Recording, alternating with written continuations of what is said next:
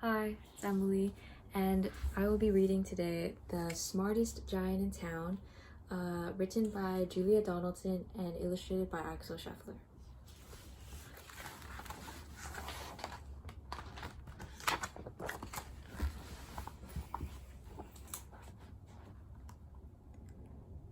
Oh, yep, okay.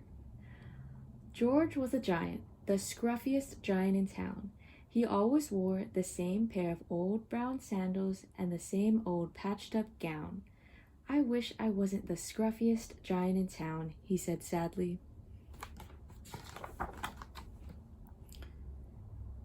But one day, George noticed a new shop. It was full of smart clothes, so he bought a smart shirt, a smart pair of trousers, a smart belt, a smart stripy tie, some smart socks with diamonds up the sides, and a pair of smart shiny shoes.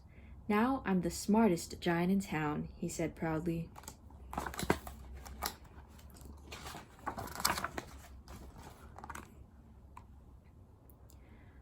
George left his old clothes behind in the shop. He was about to go home when he heard a sound. On the pavement stood a giraffe, who was sniffing sadly. "What's the matter?" asked George. "It's my neck," said Giraffe. "It's so very long and so very cold. I wish I had a long, warm scarf."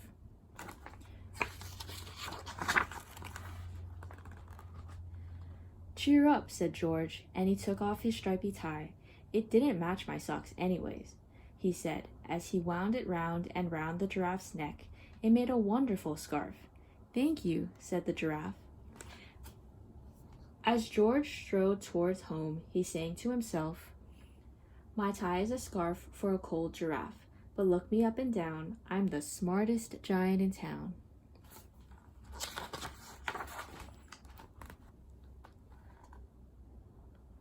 George came to a river. On a boat stood a goat who was bleating loudly.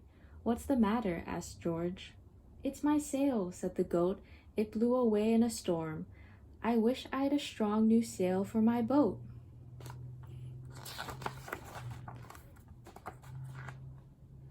"Cheer up," said George, and he took off his new white shirt. "It kept coming untucked anyway," he said, as he tied it to the mast of the goat's boat. It made a magnificent sail. "Thank you," said the goat. George strode on, singing to himself, "My tie is a scarf for a cold giraffe. My shirt's on a boat as a sail for a goat. But look me up and down, I'm the smartest giant in town."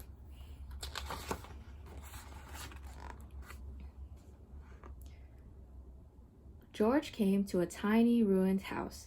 Beside the house stood a white mouse with lots of baby mice. They were all squeaking. "What's the matter?" asked George. "It's our house," squeaked the mother mouse. "It burned down and now we have nowhere to live. I wish we had a nice new house."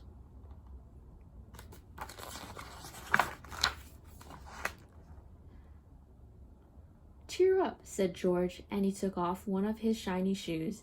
"It was giving me blisters anyway," he said. As the mouse and her babies scrambled inside, the shoe made a perfect home for them. "Thank you," they squeaked.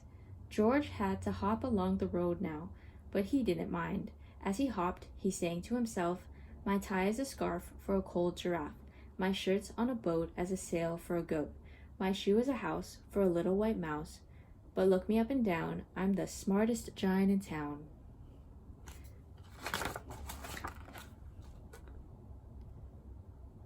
George came to a campsite. Beside a tent stood a fox who was crying. "What's the matter?" asked George. "It's my sleeping bag," said the fox.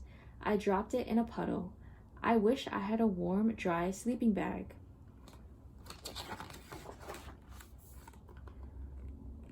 "Cheer up," said George, and he took off one of his socks with diamonds up the sides. "It was tickling my toes anyway," he said, as the fox snuggled into it. It made a very fine sleeping bag. "Thank you," said the fox. George hopped on, singing to himself, "My tie is a scarf for a cold giraffe. My shirt's on a boat as a sail for a goat. My shoe is a house for a little white mouse. One of my socks is a bed for a fox. but look me up and down, I'm the smartest giant in town.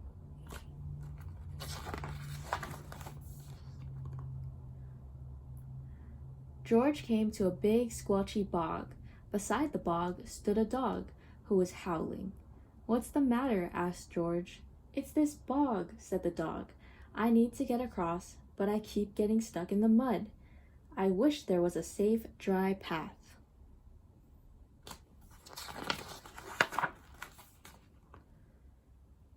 "Cheer up," said George, and he took off his smart new belt.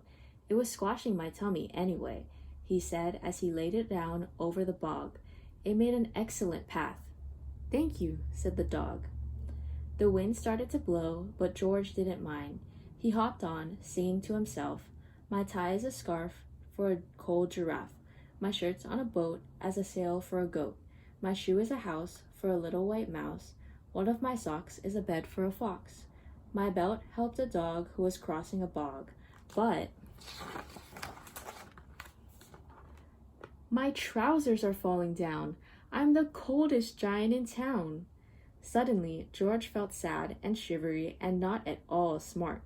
He stood on one foot and thought, "I'll have to go back to the shop and buy some more clothes," he decided.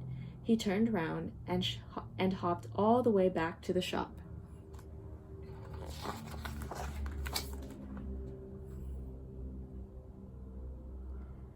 But when he got there, it was closed.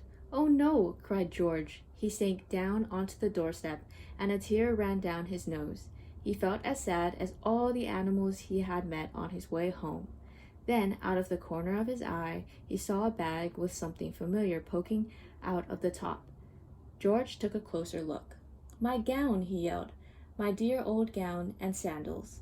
George put them on. They felt wonderfully comfortable. "I'm the coziest giant in town." He cried and he danced back home along the road.